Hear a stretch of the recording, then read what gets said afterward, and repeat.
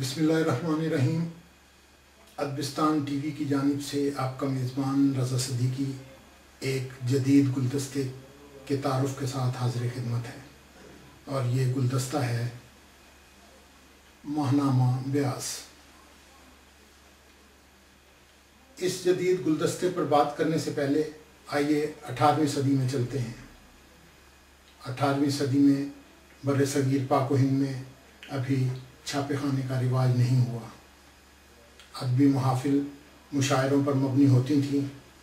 ان محفلوں میں صرف وہی لوگ محظوظ ہوتے تھے جو ان محفلوں میں شرکت کرتے۔ دوسروں تک شعراء کا کلام پہنچانے کا کوئی انتظام، کوئی طریقہ موجود نہیں تھا۔ پریس اور طباعت کی آسانیاں میسر آنے کے بعد برصغیر میں ہر طرف اخبار و رسائل نکلنے شروع ہو گئے۔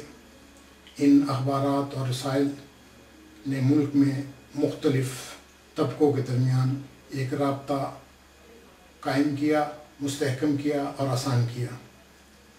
طباعت کی سہولت نے اردو میں گلدستوں کی باقاعدہ اشاعت بنائی۔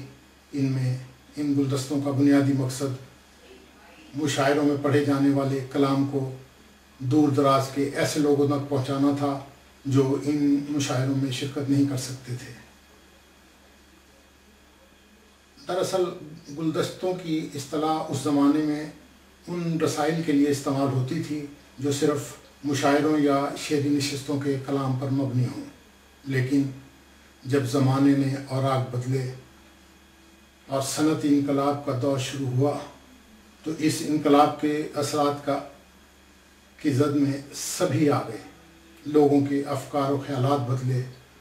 اس وقت مولانا محمد حسین آزاد اور الطاف حسین حالی کی کوششوں سے اردو شاعری کے ایک نئے دور کا آغاز ہوا اور جدید نظم کا باقاعدہ آغاز ہوا۔ سر سید احمد خان اور ان کے رفقا کے خیالات نے نثر میں انقلاب برپا کر دیا اور مضمون اور ناول نگاری کا باقاعدہ سلسلہ شروع ہوا، اور اس طرح ادبی گلدستوں میں شاعری کے علاوہ نثر بھی شامل کی جانے لگی۔ برصغیر پاک و ہند میں پہلا گلدستہ گل رانا کے نام سے 1845 میں دہلی سے شائع ہوا۔ اپنی تزئین و آرائش کے اعتبار سے یہ گلدستہ بہت معمولی حیثیت کا حامل تھا، لیکن اپنے مندرجات کے لحاظ سے بہت ہی اعلیٰ۔ آج میں ایک جدید گلدستے پر بات کر رہا ہوں جس کا نام ہے ماہنامہ بیاس۔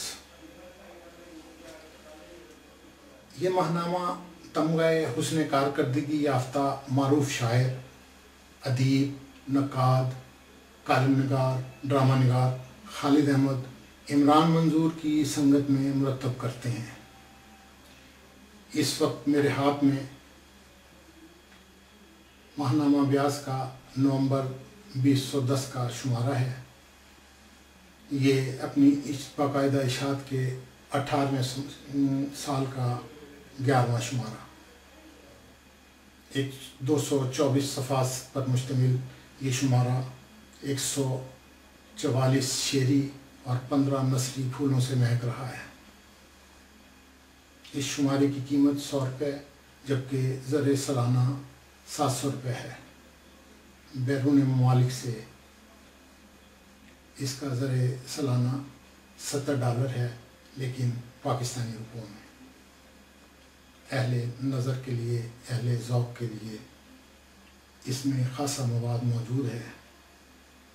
ادب کے فروغ کے لیے اسے ضرور پڑھیے۔ ادبستان ٹی وی کے پروگرام کتاب کہانی سے رضا صدیقی کو اجازت دیجیے۔ اللہ حافظ۔